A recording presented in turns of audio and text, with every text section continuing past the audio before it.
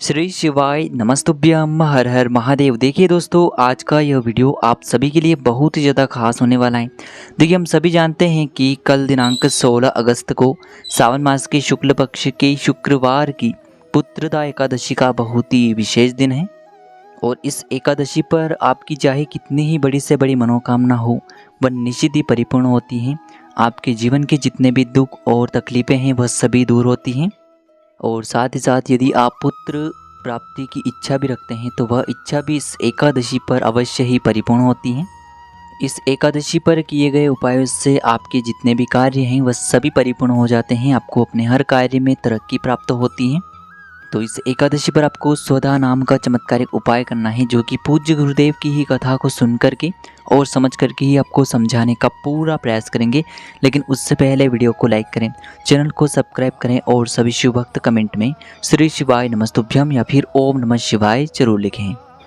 देखिए दोस्तों, आज के इस पूरे ही वीडियो में हम आपको 3 महा उपाय बताने वाले हैं, जो कि आपको इस सावन मास की पुत्रदा एकादशी पर ही करने हैं। तो चलिए दोस्तों, जान लेते हैं गुरुदेव द्वारा बताए गए सबसे पहले विशेष उपाय के बारे में। देखिए, यह जो उपाय हैं विशेषकर स्वदा नाम का उपाय है, जो कि आपको इस पुत्रदा एकादशी पर ही करना है। देखिए, यदि आपके जीवन में दुख जो हैं वह खत्म होने का नाम ही नहीं ले रहे हैं, एक के बाद एक दुख आपके जीवन में लगातार आते ही रहते हैं, जीवन में हमेशा कोई ना कोई समस्या बनी रहती है, चाहे किसी भी प्रकार की समस्या हो या फिर जीवन में किसी भी प्रकार की मनोकामना हो जो अभी तक परिपूर्ण नहीं हो पाई है, तो आपको इस विशेष पुत्रदा एकादशी पर यह उपाय करना है। देखिए दोस्तों, इस उपाय को करने के लिए सबसे पहले तो आपको 1 लोटा शुद्ध जल लेना होगा। जल आपको विशेषकर तांबे के पात्र के अंदर अपने ही घर से लेना है। और इसी के साथ में आपको एक गोल बाती का मिट्टी का दीपक तैयार करना होगा, जिसमें आपको गौ माता के शुद्ध घी का प्रयोग करना है।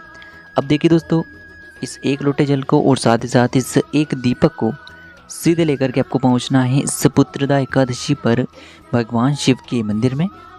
देखिए दोस्तों, मंदिर पहुंचने के बाद सबसे पहले तो आपके पास जो जल का पात्र है, इसे आपको भगवान शिव के शिवलिंग पर धीरे धीरे अर्पित कर देना होगा।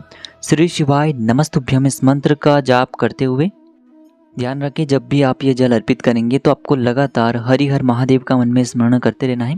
देखिए, जैसे ही यह जल शिवलिंग से होकर के जलाधारी की ओर बह कर के आएगा, तो इस जल का आपको कुछ भाग अपने सीधे हाथ में झेल करके इससे अपने स्वयं के ऊपर आपको इसका छिड़काव कर लेना है। अब दोस्तों, आपको एक कार्य करना है, यानी कि शिवलिंग के सामने आप सभी को पता है कि नंदी महाराज होते हैं, तो उनके पास आपको बैठना है और वहाँ से आपको स्वधा स्वधा स्वधा इस नाम का 3 बार में जाप करना है। देखिए, पूज्य गुरु जी ने बताया है कि आपके जीवन में कई प्रकार के जो दुख चल रहे हैं उसका एक कारण आपके पितृ होते हैं, यानी कि आपके जो पूर्वज हैं।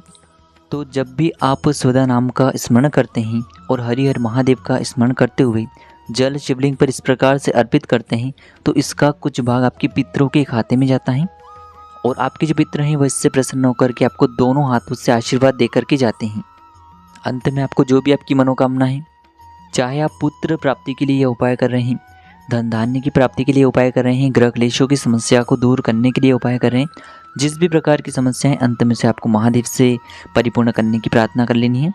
और इसके बाद जो आप एक गोलबाती का दीपक लेकर के आए थे, इससे आपको जब भी आप शिवलिंग से बाहर निकलेंगे तो मंदिर की चौखट के उल्टे तरफ, यानी कि जब भी आप बाहर निकलेंगे तो मंदिर की चौखट के उल्टे तरफ आपको ये गोलबाती का दीपक भी प्रज्वलित कर देना है।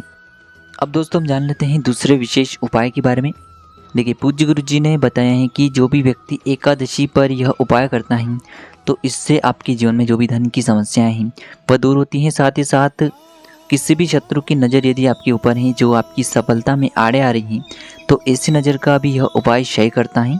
आप जो भी कार्य प्रारंभ करते हैं, बार बार आपको उसमें असफलता हाथ लगती हैं, तो आपको यह एक चुटकी हल्दी वाला उपाय करना चाहिए।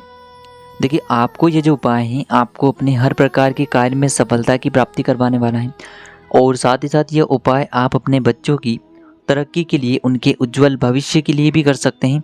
तो देखिए दोस्तों, उपाय को करने के लिए आपको सबसे पहले तो 1 चुटकी हल्दी लेनी है। हल्दी आप पिसी हुई भी ले सकते हैं, या फिर यदि आपके पास गांठ वाली हल्दी है तो इसे आपको पाउडर के रूप में तैयार कर लेना है। अब इसी के साथ में आपको एक गोलबाती का दीपक भी तैयार करना है, जिसमें आपको शुद्ध घी का प्रयोग करना है। अब देखिए, आपको ये जो उपाय हैं इस पुत्रदा एकादशी पर प्रदोष काल के समय में, यानी कि शाम को सूर्यास्त के बाद ही करना है। देखिए एकादशी की तिथि पर न तो हम तुलसी जी को स्पर्श करते हैं, न ही हम उनमें जल अर्पित करते हैं।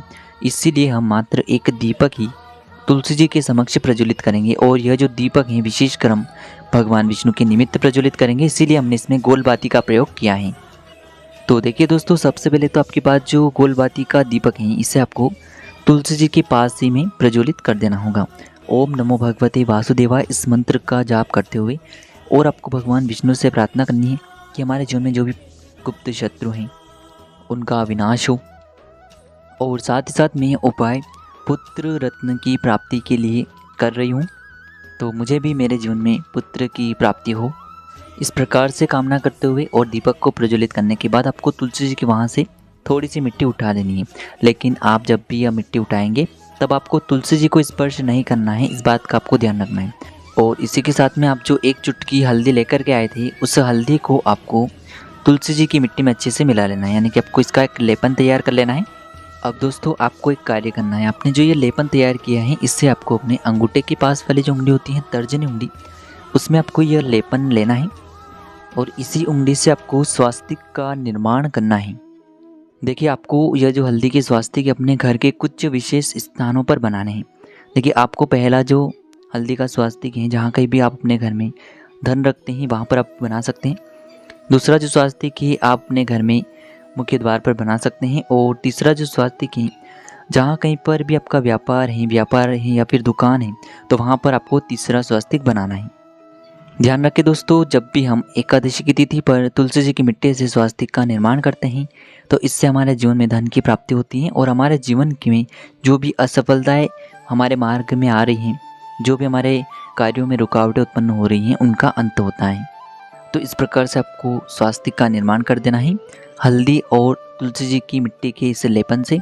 अंत में यदि यह लेपन बच जाता है तो इसे आपको जल के पात्र में डाल करके इस जल का अपने पूरे घर में छिड़काव कर देना है। तो इस प्रकार से दूसरा उपाय कर लेना है। अब हम जानते हैं तीसरे विशेष उपाय के बारे में। देखिए यह उपाय भी बहुत ही खास है। यदि आपके घर में किसी कारणवश धन की प्राप्ति नहीं हो पा रही है, आप मेहनत बहुत अधिक करते हैं, प्रयास बहुत ही अधिक करते हैं, लेकिन फिर भी आपको अपने घर में धन संपदा की प्राप्ति नहीं हो पा रही है, घर में धन वैभव ऐश्वर्य प्राप्ति की प्राप्ति, परिवार में मान सम्मान की प्राप्ति नहीं हो पा रही है, तो यदि आप भी चाहते हैं कि आपके पूरे परिवार का नाम रोशन हो तो यह सुंदर सा उपाय आपको करना है इस विशेष एकादशी पर। तो देखिए दोस्तों, इस उपाय को करने के लिए आपको एक कटोरी के अंदर चावल लेने हैं। फिर इसी के साथ में आपको एक प्यारी सी और सुंदर सी बेलपत्र लेनी है जो कहीं से भी खंडित या फिर टूटी हुई नहीं होनी चाहिए। इसी के साथ में आपको एक दुर्वा घास लेनी होगी। देखिए पूज्य गुरु जी ने बताया है कि दुर्वा घास आपको 1, 3, 5 यानी कि आपको विषम संख्या में ही दुर्वा घास लेनी है। आप कम से कम एक दुर्वा घास भी ले सकते हैं। अब इसी के साथ में आपको एक सफ़ेद पुष्प लेना होगा। केवल आपको ध्यान रखना है कि जो सफ़ेद पुष्प हैं आपको केतकी का नहीं लेना है और किसी भी प्रकार का आप सफ़ेद पुष्प ले सकते हैं। तो देखिए दोस्तों, सबसे पहले तो आपने जो चावल की कटोरी ली थी इसके ऊपर आपको एक बेलपत्र रखनी है। बेलपत्र के ऊपर आपको जो दुर्वा घास है उसे रखनी है और इसी दुर्वा घास के ऊपर आपको एक सफ़ेद पुष्प भी रख लेना है। अब देखिए दोस्तों, इस कटोरी को आपको वहाँ से उठाना है और जहाँ कहीं भी आपके घर में पीने का पानी रखा हुआ होता है, यानी कि जहाँ कहीं भी आपके घर में मटके रखे हुए हैं वहीं पर आपको ये जो चावल की कटोरी है इसे आपको रखना है। अब देखिए इसी कटोरी के पास में आपको एक गोलबाती का शुद्ध घी का मिट्टी का दीपक भी प्रज्वलित कर देना है। अब देखिए आपको ये जो कटोरी है इससे कम से कम 1 घंटे तक वहीं पर रखे रहने देनी है और इसके बाद आपको ये कटोरी वहाँ से उठानी है। साथ में आपको एक जल का पात्र लेकर के सीधे पहुँच जाना है भगवान शिव के मंदिर में। मंदिर पहुँचने के बाद सबसे पहले तो आपके पास जो जल है इसे आपको धीरे धीरे भगवान शिव की शिवलिंग पर ही अर्पित कर देना होगा। श्री शिवाय नमस्तुभ्यम इस मंत्र का जाप करते हुए। अब देखिए दोस्तों, आपके पास जो चावल की कटोरी के अंदर एक बेलपत्र हैं, दुर्वा घास से साथ ही साथ सफ़ेद पुष्प हैं, इन्हें आपको निकाल लेना है और एक एक करके आपको ये तीनों ही सामग्रियाँ भगवान शिव की शिवलिंग पर अर्पित कर देनी है। यानी कि आपको सबसे पहले बेलपत्री अर्पित करनी है, फिर इसके बाद आपको दुर्वा घास अर्पित करनी है और इसके बाद आपको जो एक सफ़ेद पुष्प है इसे भी शिवलिंग पर ही अर्पित कर देना है। अब देखिए दोस्तों, अंत में जो आपके पास चावल की कटोरी है इसे आपको ये जो चावल है इस कटोरी के अंदर इन्हें आपको आपके घर की छत पर यदि पक्षी आते हैं तो वहाँ पर डाल देने, या फिर आप इन चावल के दानों को किसी भी देव वृक्ष के नीचे भी डाल करके आ सकते हैं। तो इस प्रकार से दोस्तों आप यह उपाय भी कर सकते हैं धन प्राप्ति की कामना को करते हुए। यदि उपाय से जुड़ा हुआ आपको किसी भी प्रकार का सवाल है तो कमेंट में पूछ लें। श्री शिवाय नमस्तुभ्यम, हर हर महादेव।